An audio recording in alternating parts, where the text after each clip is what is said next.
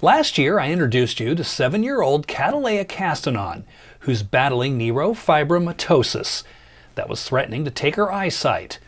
A year later, I'm delighted to report that this energetic and optimistic Yelm resident is doing well as her body is responding to the drugs designed to fight this debilitating disease. But the fight against neurofibromatosis is far from over for Catalea and others who are battling this disease, as the need for more research to develop better treatment is still very much in place. I recently met another young Western Washington resident who's fighting NF.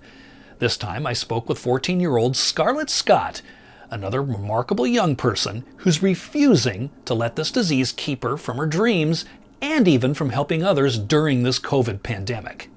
Why are there no seagulls down by the bay? Because then they'd be bagels!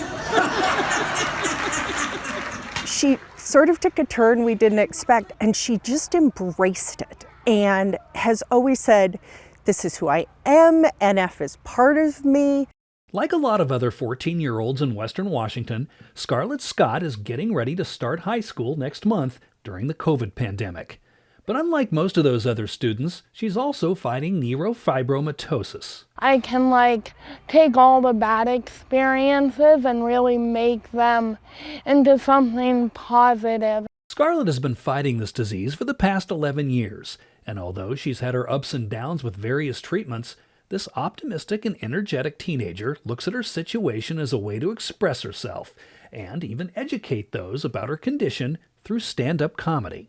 I love stand-up comedy because not only is it I can be on stage and I'm the person who likes to be social and be on stage. And I think the best thing about it is that people can see that I can laugh at my harder experience.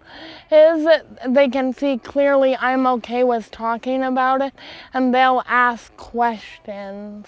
While the COVID pandemic is creating challenges for us all, families fighting NF have to deal with the side effects of social distancing on a different level. Kids with NF who have learning disabilities that are used to depending on, at least in her case, the incredible support her school provides, to have to step back and learn from a distance and not have that additional support there were a lot of days we were both crying by the end of the day.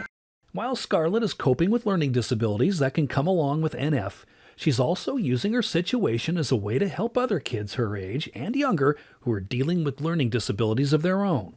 So now I have a reading page on Instagram called Scarlett's Reading Corner, where I'll read little kids' books for younger kids to watch to encourage them to read, just because I know if a kid wants to read, it's good for them to read. But look on the bright side. It must be here somewhere. Scarlett's mother says her willingness to use her situation to help others through reading and even stand-up comedy is one of the unusual and positive traits that not only her daughter possesses, but other children battling this disease as well. Part of me feels like these NF kids got this special gene, but also got something in them that just makes them incredibly resilient. And they have these huge hearts, and she's amazing. And most of the other kids we've met with NF are pretty amazing too.